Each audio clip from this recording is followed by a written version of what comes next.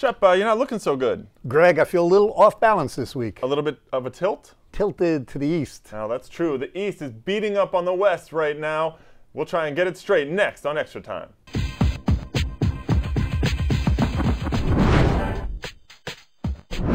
We've straightened ourselves out a little in here, but the league is still off kilter. Eastern Conference teams went 5-0 this weekend against Western Conference teams, including New England's win over FC Dallas, which knocked off the last remaining unbeaten team. Elsewhere at the Cruise, Ziggy Schmidt got his 100th MLS victory. Toronto now has a winning record for the first time ever, and Marcelo Gallardo's spectacular goal will either make you cry or it might make you yell, wow. Hello everybody, Greg Lawless and Shep Messing, and welcome to ET. Today we're going to look into the goalkeeping situations around the league, and later on we'll be joined by Columbus Crew's goal machine, Alejandro Moreno. But first, Shep, did you know that 4 players scored 2 goals this past weekend? Well, Greg, it's great for the league, the productivity, the goal scoring. It's a nightmare for goalkeepers, but makes for exciting games. It certainly does, but one player actually posted a hat-trick, LANDON DONOVAN, who brings us to our game of the week. The Super Clásico in Los Angeles. Chivas and the Galaxy were both sitting in the middle of the Western Conference entering this match, and really, they both needed to make some kind of a statement coming into this game. Greg, I think you're right, and especially the way it's shaping up. It's early in the season, but if there are only going to be 3 playoff spots available out in the West, that's how it's looking. These points are critical for LA and for Chivas. Well, after watching the East dominate the West this weekend, that may be true, and after watching the Galaxy dominate Chivas on Saturday, I wonder if Landon can be stopped. I mean, 3 goals. He looked awesome. Greg, I've been critical sometimes about Landon's behavior, but I take nothing away from his ability. This guy is terrific. He's got all the technical skill on the ball. He's got a genius soccer IQ. He knows where to run, knows how to find a seam, knows how to get open. I don't think he can be stopped. Well, back in 1996, Roy Lassiter set the single-season record of 27 goals. I was on that team, and I watched him do it, and it was magical and special. He had Carlos Valderrama in behind him, setting him up. Any chance you think that Landon can catch him? He has 8 goals in 5 games now.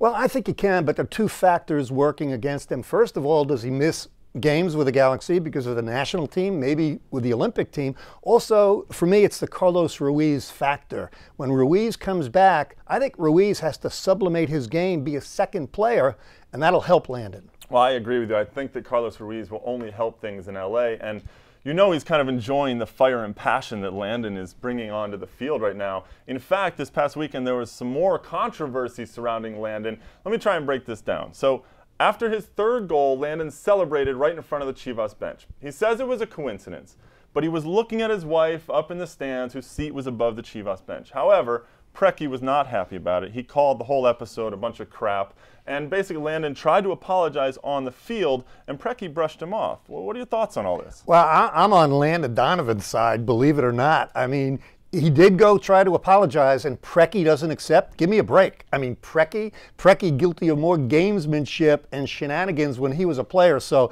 I give it to Landon. Not a good move by PREKI. Well, you have to figure some of that was that PREKI lost, so he couldn't have been very happy about. But enough about Landon. Let's look at LA's defense. They seem to regress every single week. This past weekend, I mean, Abel Xavier, he looks like he's gone under electroshock therapy. Now he's kind of playing like he has. Greg, it's very difficult because the way the LA team is constructed right now, they're an attacking team. Maybe that's sexy football in Holland, but you really, when you lose the ball, you've got to collectively get back in defense. So Xavier, yeah, he hasn't played well. Cronin is learning on the job, but it takes 10 guys at least, when you lose the ball, get back and defend. Well, nothing very titillating about the way Chivas played. The loss has to hurt big time.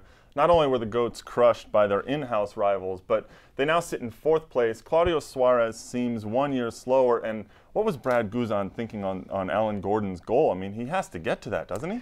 Well, Brad GUZAN, he has to get to that ball. I think he came out of a blind spot and GUZAN didn't see him. Goalkeepers are taught technically, if there's no traffic, go up and collect the ball in your chest. Inexcusable still, and he's had a shaky beginning to the season. Well, it's tough for GUZAN, but SACHA KLJESTAN scored another beauty. Anti-Razov, back from injury, he scored a great goal. Both good signs. Some of the pundits have picked the Chivas to maybe win the Western Conference. We'll see if those pundits can be proved right.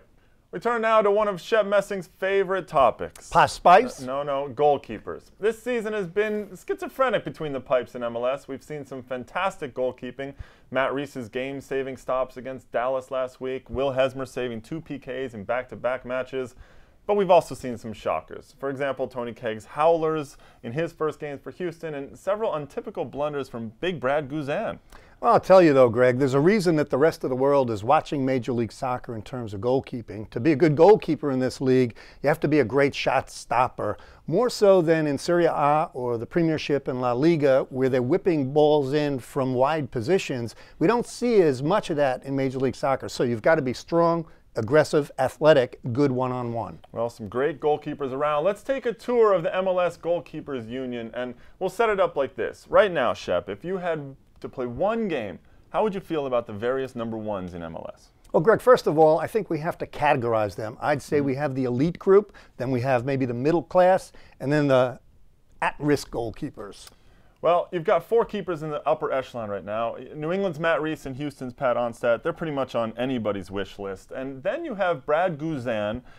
You know, he's had his struggles. And lastly, Dario Sala. That last name, it's a surprise to me. Yeah, Reese and Onstad, they're a given. GUZAN, he's going through a bad time, and I think it's a mental component. He knows the rest of the world is watching him. He's not being as aggressive and confident as he should. In terms of Dario Sala, I wasn't impressed when he first came into the league. I am now. He's big, he's strong, he's physical, he's aggressive, he's quick off his line, and he reads the game well. He's also very charismatic. Now, in the middle class, there are some interesting names in there.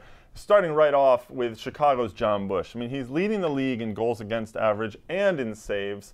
And, you know, why would a player like that not make it into the elite group right now? I think the only thing going against John Bush is really maybe the size and the injury factor. Having said that, I think John Bush is an excellent goalkeeper.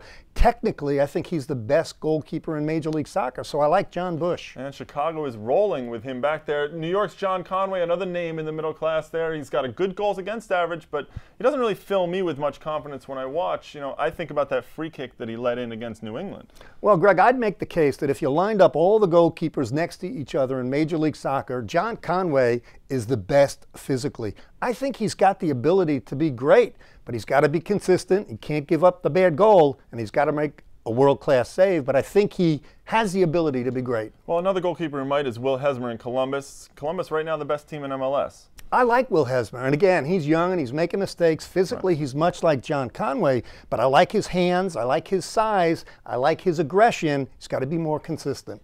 Now, in the bottom, you've got Kansas City's Kevin Hartman. That's a name that comes up right away to me, and he has 2 MLS Cups to his name, and he's 4th right now in the league in goals against average. I still like Kevin Hartman. He's just not playing well now. In the offseason, Greg, he went on a new diet regime, and he lost 10 pounds. Maybe he needs to go back and eat cheeseburgers, but he's just not playing with the confidence that Hartman should have. Well, there you have it, all the goalkeepers. A quick breakdown in the nets of MLS. There are some young studs in the wings like Chris Seitz and Josh Lambo that we didn't even mention, but they've got their work cut out if they're going to crack the starting 11 anytime soon. After a road loss to New York in their second game this season, the Columbus Crew have run off 3 straight wins and are now boasting the top record in MLS. They have 12 points. Joining us right now is their top scorer, Alejandro Moreno. Welcome to Extra Time, Alejandro.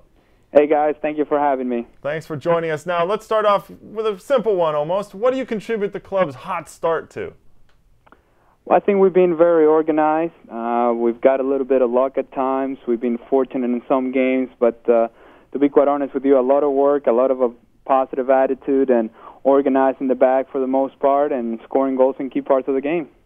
Alejandro, you've always been a player that everybody credits with tremendous work rate, physical, strong. You could hold the ball up, but now you're getting into positions where you can go to goal. How is that happening? Well, because I got a guy playing right around me, Guillermo Vargas-Schelotto, that is able to find me, and he attracts a lot of attention and allows me to get into the box. And it also, you got a guy like Robbie Rogers on the outside, and Eddie Gavin doing a lot of work that allows me to get free and be able to find and get in the end of crosses from them. Alejandro, you're one of the nicest guys in MLS and actually one of the most charismatic that we've come across, that's for sure. But you've led the league in fouls suffered for the past 3 years. What gives? Why does everyone want to kick you? I guess I'm not as charismatic as you think. I don't know. You know, I put my body in situations sometimes where Other guys may stop short of, but I think at times putting myself in those situations gives the team a better chance to win, gives us a foul in a dangerous position, gives us free kicks, gives us opportunities for us to get into the box and create opportunities for not only for myself but for somebody else. So I do it because I think it's helping the team. But I tell you, sometimes it feels like not many people like me as much as you say. Well, we like you here at Extra Time, Alejandro. Thank you very much for joining us, and good luck with the rest of the season. Well, thank you guys. All the best to you guys, and the crew is doing a good job, so hopefully we can continue to do that. Great. Thank you. Good luck. Thank you. Well, you can catch the rest of that interview, the whole interview, on MLSnet.com. Time now, everybody, for Shep's Wow Moment of the Week. What do you got? Well, it was DC United against Real Salt Lake, and I'll tell you what, this is one of the greatest goals you'll ever see. Gallardo at the far post, full volley with a right foot, upper 90. Wow. A little piece of brilliance from the Argentine midfielder. It's exactly what DC went and got him for. He's finally showing in DC getting a 4-1 win. Certainly a wow moment of the week for anybody. If you have any comments, questions, or criticisms for us, you can email us at extratime@mlsnet.com. Unfortunately, that's all the time we have for this week, though. Join us next week, and Shep and I will be here, and we'll kick it around.